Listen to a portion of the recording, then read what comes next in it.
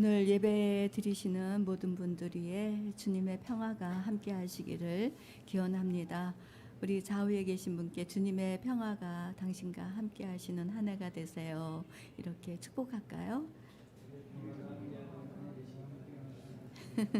좀 길어요. 맞아요. 신년 새해에는 하나님의 평화가 우리 안에 가득하기를 원합니다. 제가 그 2023년 1월 1일이 주일이었잖아요. 그 주일에 주차장에서 차를 가지고 올라오는데 토끼 2마리가 아주 재밌게 노는 거예요. 그래서 너무나 예쁘고 귀여워가지고 그 자리에 멈춰서서 걔네들이 노는 거를 조금 관람을 했습니다. 근데 한 마리 토끼가 막 앞으로 뛰어가요. 그러니까 그 뒤에 있는 토끼도 같이 따라서 막 가는 거예요. 그런데 먼저 간 토끼보다 뒤에 따라가는 토끼가 너무 느리게 가요. 근데 앞 토끼는 막 가더니 갑자기 뒤를 탁 돌아보는 거예요. 이게 오나 안 오나 그거 보는 것 같았어요. 그래서 이제 기다리고 있어요. 이렇게 돌아보면서. 그러니까 그 다음 그 뒤따라가던 토끼가 이제 껑충껑충 뛰어서 근데 뛰는 게 좀 힘이 없더라고요. 이렇게 이제 갔어요. 그랬더니 그 먼저 간 토끼가 그 따라온 토끼를 보더니 앞발을 탁 내세우더니 막 얼굴을 막 이렇게 도닥여주는 거예요. 막 말하자면. 그러더니 둘이서 막 입술을 막 쪼꼬쪼꼬쪼꼬 하면서 뭐라고 막 말을 하는 것 같아요. 근데 아마 그 얘기가 그러지 않았을까. 오느냐고 수고했다. 뭐 그래가면서 아유 그래도 천천히 와줘서 고맙다라든지 뭐 그러니까 사랑의 이야기를 그 토끼 2마리가 막 하는 것 같았어요. 그것을 보면서 아 정말 나도 저렇게 또 2023년을 좀 살아봐야 되겠다 뭐 이런 생각을 하게 됐는데 오늘 이때쯤이면 우리 새사랑교회를 섬겨오면서 함께 수고해 주신 여러분들 모두 다 수고 많이 하셨습니다. 우리가 교회 안에서 예수의 이름으로 서로 감사의 마음을 전하는 그런 은혜를 하나님이 내 마음에 주시는 것 같아요. 여러분 수고 많이 하셨습니다. 서로 얘기 좀 들려드릴까요? 여러분 수고 많이 하셨습니다. 정말 수고 많이 하셨고 또 2023년에도 여전히 우리들은 수고를 해야 되겠지만 토끼처럼 서로 도닥여주면서 기다려주면서 그렇게 한 해를 기쁘게 맞이했으면 좋겠습니다. 오늘은 아까 우리 박창규 목사님께서 얘기한 대로 주현절입니다. 주현절은 하나님의 예수 그리스도 안에서 하나님의 신성이 나타나는 절기이죠. 그래서 주현절이라고 하는데 그것을 바꿔서 현현절이라고 그렇게 부르기도 합니다. 우리 새사랑교회는 교회의 절기를 따라서 또 이렇게 움직이다 보니까 절기 속에서 주시는 하나님의 은혜가 있는 것 같습니다. 오늘 들려주시는 말씀들이 우리 정희 형제가 기도하듯이 나를 변화시키고 삶에서 드러나는 그런 은총이 있게 되기를 주님의 이름으로 축복합니다. 예수께서 말하자면 공생애를 시작하시기 전에 이제 하나님의 신성이 나타나는 이 시간은 바로 요한의 세례를 받으면서부터 시작이 되죠. 그래서 예수님이 세례를 받으시러 이제 갈릴리 나사렛 동네에서 나와서 그 요한이 있는 곳으로 이제 가까이 오셨습니다. 그 예수님이 이제 세례를 받으시러 오셨는데 세례라고 하면은 우리들이 생각할 때에 세례는 더러운 죄에서 씻음을 받고 그리고 나서 우리는 거듭나서 새로운 생명의 삶을 삽니다 라고 하는 신앙의 고백을 따라서 교회에서 정하여 주는 규칙에 따라서 우리들이 이렇게 세례를 받게 되는데 예수님께서는 히브리서 기자는 죄가 없으신 분이라고 그렇게 전하고 있습니다. 죄 없으신 예수님이 왜 세례를 받으셔야 했을까를 한번 오늘은 우리는 생각해 보는데요. 이 생각해 보기 전에 히브리서 4장 15절 말씀을 같이 읽도록 하겠습니다. 시작. 우리에게 있는 대제사장은 우리의 연약함을 동정하지 못하실 리가 아니요 모든 일에 우리와 똑같이 시험을 받으신 이로되 죄는 없으시니라. 그러니까 우리는 죄에서 깨끗하게 씻음을 받고 그리고 세례를 통해서 하나님의 자녀로 거듭남의 축복을 받는다 하면 예수님이 받으시는 이 세례는 죄가 있으셔서 받으시는 것이 아니라 바로 이 세례는 하나님의 신성을 드러내기 위해서 시작이 되었다라는 것을 말씀 한 구절에서 전해주고 있는데요. 그 말씀은 마태복음 3장 16절에서 17절이 말해주고 있습니다. 같이 읽도록 하겠습니다. 시작. 예수께서 세례를 받으시고 곧 물에서 올라오실새 하늘이 열리고 하나님의 성령이 비둘기같이 내려 자기 위에 임하심을 보시더니 하늘로부터 소리가 있어 말씀하시되 이는 내 사랑하는 아들이요 내 기뻐하는 자라 하시니라. 아멘. 그러니까 예수께서 세례를 받으시고 물에서 올라오셨는데 그때에 하늘이 열리고 하나님의 성령이 비둘기같이 예수께 내리고 그리고 그 안에서 소리가 들리죠. 이는 내 사랑하는 아들이요 내 기뻐하는 자라 하시니라. 그러니까 예수님의 세례를 받는 것은 하나님의 신성이 예수 안에 있다. 곧 예수가 하나님의 아들이시며 우리들의 메시아다라고 하는 것들을 선포해 주는 의미가 이 예수님의 세례식에 담겨 있다는 것을 우리는 알 수 있습니다. 그래서 예수님의 세례를 통해서 우리가 알 수 있는 것은 예수가 누구인지를 알게 하고 또 예수가 어떤 일을 할 것인지에 대한 목적을 우리들에게 가르쳐 주고 있는데 실제로 예수께서는 세례를 받으시면서 이제 공생애가 시작이 되셨거든요. 그런데 첫 시작이 누구에게 나타났냐면 요한에게 나타났어요. 요한이 예수께 세례를 주는 그때에 이 말씀 속에서 들어와진 것은 요한이 본 것이 뭐냐면 하나님의 신성이 들어오는 것을 보게 된 거죠. 그래서 요한이 고백하기를 예수 이분은 하나님의 아들이시며 우리의 메시아다라고 하는 것을 증언하게 되었습니다. 또 뿐만 아니라 예수께서는 제자들을 부르셨죠. 제자들을 부르시면서 다니시는 동안에 첫 기적을 보여주신 게 있는데 그것은 가나의 혼인잔치였습니다. 가나의 혼인잔치에 물이 변하여 포도주가 되는 거예요. 일반 사람들이 물이 변하여 포도주가 됐다 그러면 아 좋다 술이 많이 생겼으니 기분이 좋으네 뭐 이럴 수도 있겠지만 예수님께서는 그 기적을 통해서 나타내고자 하는 것은 바로 예수 그가 하나님의 아들 신성을 가지신 분으로서 우리의 구원자라고 하는 것을 드러내기 위해서 그 기적을 드러내 주신 것이죠. 이 일들로 인해서 아마 제자들은 믿음의 길을 한 걸음 한 걸음 더 깊이 들어갈 수 있었을 것입니다. 또 뿐만 아니라 예수님에 대해서 아주 궁금해했던 사람이 있어요. 그 사람은 누구냐면 나다나엘이라고 하는 사람이에요. 이 나다나엘이라는 사람은 아니 그 나사렛 동네에서 무슨 선한 것이 나올 수가 있겠어? 이 말은 그 나사렛 동네에서 무슨 메시아가 나왔단 말이야? 이런 마음이죠. 그래서 무화과 나무 아래서 그렇게 얘기하고 있는데 예수께서는 나다나엘을 만난 적이 없는데 나다나엘에게 다가오셔서 이 사람은 참으로 마음이 정직한 사람이다. 속에 간사한 것이 없다. 솔직하게 얘기했다. 맞아. 나사렛에서 무슨 선한 것이 나온다고 얘기했다는 그 자체를 인정해주면서 맞다. 참 선하다. 이스라엘 사람으로서 참 복되다. 이렇게 얘기를 하신 거죠. 그런데 이 나다나엘은 그 이야기를 듣고 아니 어떻게 예수께서 나랑 만나지도 않고 내 속마음을 들여다보면서 이렇게 얘기를 할 수 있을까? 그것으로 인해서 나다나엘은 고백을 합니다. 하나님 라비여 당신은 참으로 하나님의 아들입니다 라고 얘기를 해요.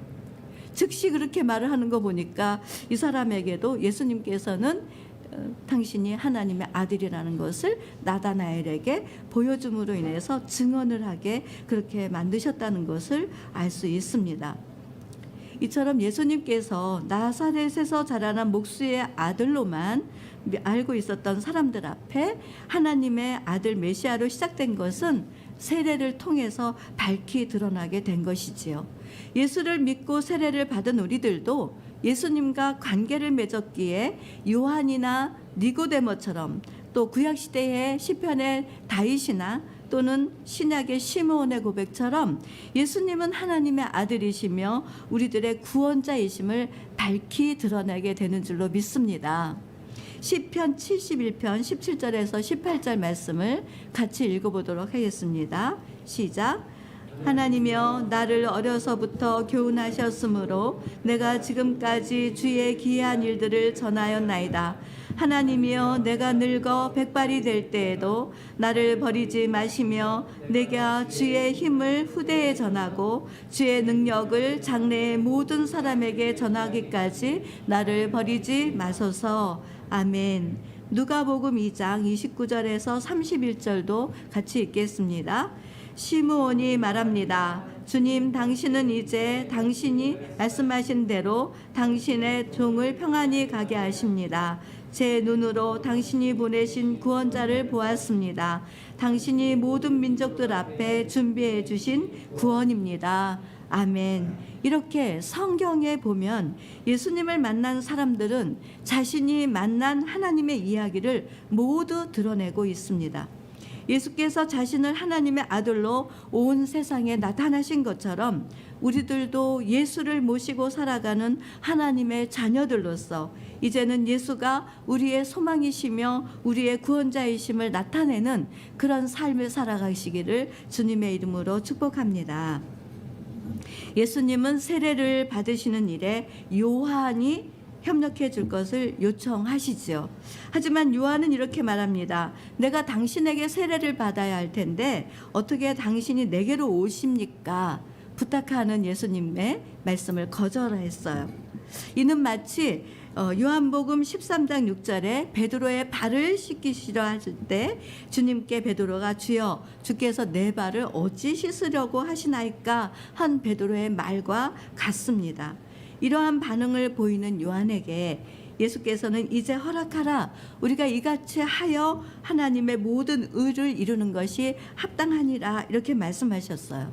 그러니까 예수께서는 요한이 하는 일을 인정해 주시고 또 넓은 마음으로 그 자리를 내어주시는 겸손한 분으로 요한에게 다가가시면서 부탁을 하고 계시는 것을 알 수 있죠. 물론 그 시간은 하나님께서 예수님이 이제 하나님의 아들로서 나타내기 위하여 하실 일이라고 하는 생각을 우리들이 갖게도 하지만은 사람이 일을 하는 것 같지만 하나님께서 하시는 일은 자신이 어떻게 해야 할지를 알게 하는 중요한 교훈을 갖고 있습니다.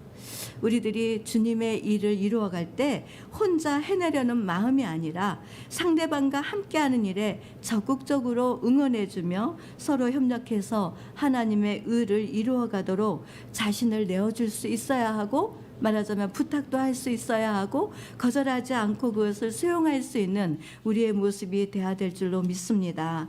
로마서 12장 3절 말씀을 같이 읽어보도록 하겠습니다. 시작. 내게 주신 은혜로 말미암아 너희 각 사람에게 말하노니 마땅히 생각할 그 이상의 생각을 품지 말고 오직 하나님께서 각 사람에게 나누어 주신 믿음의 분량대로 지혜롭게 생각하라. 아멘. 이 로마서 말씀에서는 마땅히 생각할 그 이상의 생각을 품지 말아라. 그리고 믿음의 분량대로 지혜롭게 생각하라. 말하자면 하나님께서 우리들에게 어떤 부탁을 하실 때 내 생각이 먼저 가지 말고 하나님께서 나를 통해서 이루실 일들을 생각해 보면서 우리가 서로 협력해 가는 일을 해야 된다라고 하는 것을 우리들에게 가르쳐주고 있습니다. 하나님의 의를 이루는 일에 있어서 우리들의 마음속에 갈등도 있고 어려움도 일어날 수 있겠지만은 우리가 서로 예수께서 우리들에게 부탁하시는 그 모든 말씀에 따라서 우리도 허락하고 그리고 하나님이 우리들에게 무슨 일을 하고 계시는지 우리도 깨달아 갈 수 있는 그 깊이를 아는 놀라운 은혜가 있어지기를 원해요. 요한은 예수께서 말씀하신 대로 그 부탁을 받고 세례를 드렸습니다. 그랬을 때에 요한은 예수를 깊이 아는 놀라운 은혜를 경험했지요. 세례를 베풀었을 때에 하늘이 열리고 성령이 임하고 이는 내 기뻐하는 자요 하나님의 아들이라고 하는 음성을 듣기도 하는 그 놀라운 은혜를 받았어요.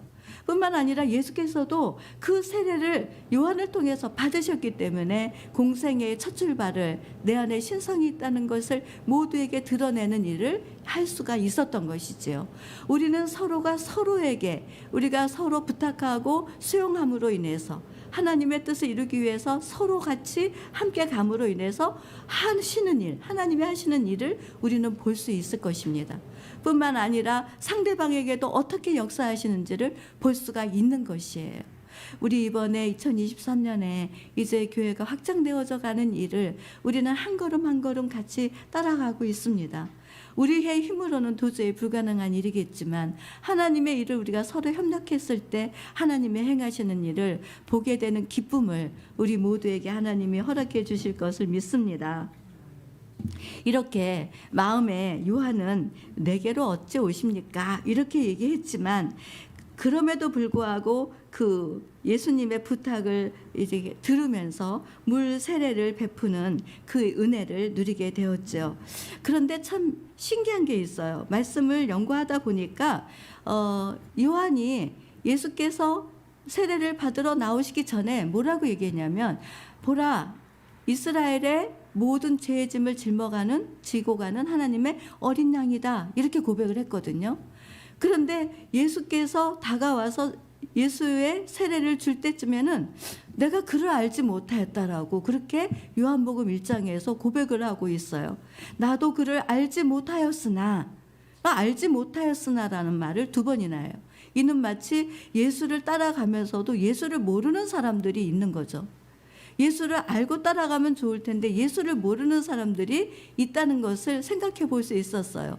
믿음 안에 있지만 예수를 모르는 사람들, 그런 사람들은 누구일까 한번 살펴보는 그런 생각을 했죠. 하지만은 이 요한이 그 세례를 베푸는 동안에 어떻게 되냐면 하나님의 음성을 듣는, 정말 하나님과의 관계를 깊이 맺어가는 그런 이야기들을 기록해 놓고 있습니다. 결국 요한은 예수를 알면서 사역을 시작한 것이 아니라 모르고 사역을 하는 그 현장 안에 있었죠. 요한은 그 사역을 진행해 가는 동안에 하나님의 음성을 들었습니다. 또 성령 세례를 베푸시는 분이 예수님이라는 것을 증언하는 그런 신앙으로 달라지게 된 것이에요. 저는 이 말씀을 이렇게 준비하다가 제일 떠오르는 사람이 있었는데, 제가 정희 형제한테는 얘기를 하질 않아서 미안하지만, 정희 형제가 우리 교회의 기독교 환경운동연대의 환경부장님이시잖아요. 그런데 환경부장으로서 이렇게 한 걸음 한 걸음 내디디면서 고백되어지고 이렇게 보는 모습들이, 또 오늘 기도를 통해서 들려지는 그 기도의 고백들이 신앙을 점점 깊이 알아가고 발견해가고 예수를 따르는 길에 서 있다라고 하는 것을 느낄 수가 있었어요. 여러분도 같이 느끼시죠? 저만 혼자 느끼고 있는 건가요? 아니지요. 우리 모두 같이 느끼게 되는 거죠. 정희 형제뿐만 아니라 우리 새사랑교회의 모든 성도들을 한 사람 한 사람 이렇게 들여다봤을 때에 신앙의 깊이가 점점 깊어져 가고 넓어져 가고 높아져 간다는 것을 고백할 수 있습니다. 왜냐하면 여러분들이 성령 안에서 신앙의 공동체 안에 있기 때문에 여러분들에게 은혜를 베푸시기를 원하시는 우리 하나님께서 깊은 은혜를 저와 여러분들에게 모두 다 부어주신 것을 믿습니다. 이제는 우리 모두 그 믿음 안에서 신년 새해에 어쩌면 우리들에게 더 다른 부르심을 받게 될지도 몰라요. 그럴 때 나는 못하겠습니다, 내가 어떻게 하나요? 이런 말을 먼저 앞세우지 말고 오늘도 이 말씀을 통해서 들려지는 요한을 생각해 보면서 나도 잘 모르겠지만 그러나 주님이 나에게 부탁하시고 또 나를 통해서 이루실 일이 있어서 나를 불러주시는 게 아닌가, 이런 깨달음과 믿음을 가지고 하나님께 겸손히 순종해 가면서 교회 공동체를 더 든든하게 하고 예수를 따라가는 우리의 모습이 되기를 주님의 이름으로 축복합니다. 예수님은 세례를 받으시면서 공생애를 통해서 하나님의 뜻을 이루기 시작을 하셨는데 어떤 모습으로 그 일을 이루어 가셨을까요? 이사야서 42장 1절 말씀을 우리가 같이 읽도록 하겠습니다. 시작. 내가 붙드는 나의 종, 내 마음에 기뻐하는 자, 곧 내가 택한 사람을 보라. 내가 나의 영을 그에게 주었은즉 그가 이방에 정의를 베풀리라. 그는 외치지 아니하며 목소리를 높이지 아니하며 그 소리를 거리에 들리게 하지 아니하며 상한 갈대를 꺾지 아니하며 꺼져가는 등불을 끄지 아니하고 진실로 정의를 시행할 것이며 그는 쇠하지 아니하며 낙담하지 않고 세상에 정의를 세우기에 이르리니 섬들이 그 교훈을 앙망하리라. 아멘. 이사야 선지자가 예언한 이 말씀은 이제 하나님의 신성인 성령을 받으신 그 예수님은 하나님의 아들로 걸어가신 그 걸음에 대하여 이렇게 말해주고 있습니다. 예수님께서는 상처와 낙담, 절망 가운데 지쳐있고 죽음의 세력 앞에 두려움과 좌절과 불안함과 초조함으로 지내는 이들 곁으로 다가가셨습니다. 그들에게 다가가신 예수님은 하나님의 아들로 강한 모습이 아니라 초라한 모습으로 있어도 상한 갈대를 꺾지 않았고 꺼져가는 등불을 끄지 않으시는, 가진 것이 없어도 나누어주는 삶을 사셨고 억울한 일을 당해도 하나님 뜻이 이루어질 것을 믿으며 기도하셨고 고난이 있어도 인내하심으로 연약한 자들과 동행하면서 기다려주고 도닥여주고 그리고 하나님의 사랑의 이야기를 들려주셨습니다. 여기에 모인 저와 여러분들이 가난하고 애통해하며 상처와 사랑 없음의 외로움과 슬픔, 때로는 밀려오는 두려움과 불안함과 초조함으로 잠 못 이루고 있을 때, 또 누군가로부터 배신감을 느끼고 소외감 속에서 우울해져 있을 때, 거기다 세상의 소문은 점점 어두워져 가는 상황 속에 아파하고 있을 때, 나보다 더 나를 잘 아시는 분, 어느새 곁에서 도닥여 주시며 사랑 얘기를 들려주시는 분, 그분이 바로 예수님 아니시겠습니까? 2023년 새해에 예수님과 함께 조용히 걸어가면서 우리 서로 힘을 모아 하나님으로부터 멀어진 사람들 곁에, 시험과 유혹에 빠져서 헤어나오지 못하는 사람들 곁에 사랑의 이야기를 들려주므로 흩어진 사람들이 하나님 곁으로 모여지고 하나님께 가까워지는 일들로 가득한 신년이 돼서 예수님의 이름을 빛나게 하는 저와 여러분들의 모습이 되기를 주님의 이름으로 기원합니다. 기도드리겠습니다. 이 신년의 귀한 새날을 선물해 주신 하나님 아버지, 은혜와 사랑을 찬양하며 감사드립니다. 오늘 들려주신 말씀대로 새해에는 예수님을 깊이 아는 놀라운 은혜를 경험하여 내 안에 계신 예수가 나타나게 하여 주시옵시고, 하나님의 뜻을 이루어 갈 때 함께 하도록 도와주시옵시며, 하나님으로부터 멀어진 사람들을 하나님께로 가까이 나아오도록 굶주린 사람들에게 일용할 양식을 함께 나누어 주고, 슬퍼하며 홀로 우는 자들 곁에서 도닥이며 사랑의 이야기를 전하는 우리가 되게 하여 주옵소서.